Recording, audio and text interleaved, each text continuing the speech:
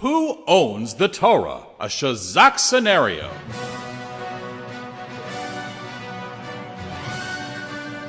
Speaking of Simchas Torah, it's time for another Shazak scenario. Rabbi Reuven Rabinowitz is dancing away on Simchas Torah. After all, he is a Torah scholar who spends most of his time learning Torah, and he makes sure that everyone knows about it. No wonder he is so happy. 1 second. The learned rabbi mutters. What do I see here? Are my eyes deceiving me? Is that Mr. Beryl Bananovich dancing with the Torah? Look how happy he is. Rabbi Reuven decides to confront Mr. Beryl Bananovich, who, by the way, was not holding a banana. Beryl! He shouts over the singing. Tell me, you're not a big Torah learner, so what gives you the right to dance with the Torah? Beryl pauses, thinks for a moment, and replies. Listen, Rabbi, my brother recently married off his daughter. He invited me to the wedding, and I showed up wearing my fancy schmancy tuxedo. True, it wasn't my wedding, but when my brother celebrates, I celebrate together with him. And so, the point being? Questioned the rabbi. My dear Rabbi, the point being that Simchas Torah is your wedding, and I am so happy for you. We celebrate together. Hummed Rabbi Reuven. Very interesting, but I humbly disagree.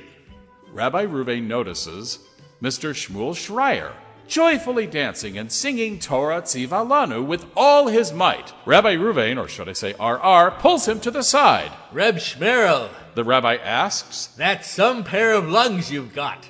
Now tell me, you don't learn Torah, so what gives you the right to sing and dance with the Torah, and with such joy? True. I am a simple person, replied Reb Shmerel. Yet I do recall a Yom Kippur prayer called Al-Chet for the sin of such and such, and then another sin, and yet another sin, and even another sin. You know, Rabbi, I bang on my chest every time I say Al-Chet and list all kinds of terrible things that I have done. Yet, there is no way in the world I committed all of those sins. That's right, answered Rabbi Reuven. But every Jew confesses all these sins because every Jew is responsible for another. It's called Arvus. Aha! Continued Reb Shmerel Schreier. If I should be sad on Yom Kippur for sins committed by other Jews, then why can't I be happy on Simchas Torah for Torah studied by learned Jews, just like you, Rabbi Rabinowitz? Very, very interesting. Rabbi Reuven. But I truly, sincerely, humbly disagree. So, our dear Shazak reader, who do you think is right? Is it Rabbi Reuven Rabinowitz who humbly thinks he owns the Torah and has exclusive rights to rejoice on Simchas Torah? Or is it Mr. Beryl Bananovich without the banana, who is dancing at his brother's wedding? Or how about Mr. Shmerel Schreier, who claims that all Jews are one? The answer is...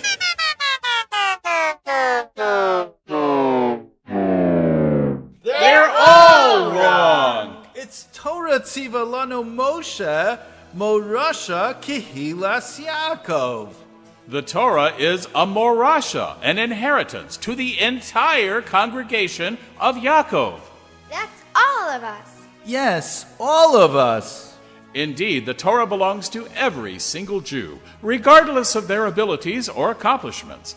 We are all children of Hashem, with the right and obligation to live according to the Torah, to keep its laws, to celebrate it. It's not your brother's wedding, it's your wedding.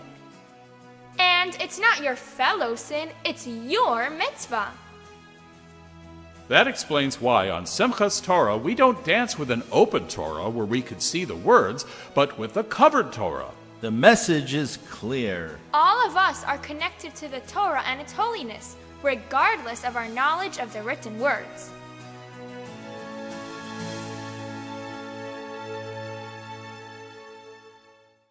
I love Torah.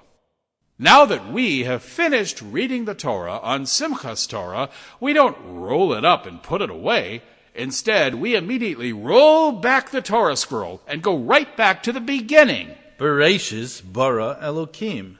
It's a Torah custom to connect the end to the beginning. So let's do this now with the beginning and end letter of the Chumash. The last word of the Torah is Yisrael, which ends with the letter Lamed. And the first word of the Torah is Bereshis, which begins with the letter Beis. Put these two letters together and it spells Lev, which means heart. Indeed. This unending cycle of Torah learning is like a heart that never stops beating. No vacation for the heart. And just as the heart gives life to the body, so too the Torah gives life to our neshama, our soul. By the way, Lev is similar to the English word love. Love comes from the heart. This heartfelt message is clear. Never stop learning Torah. And love Torah, or shall we say, live Torah.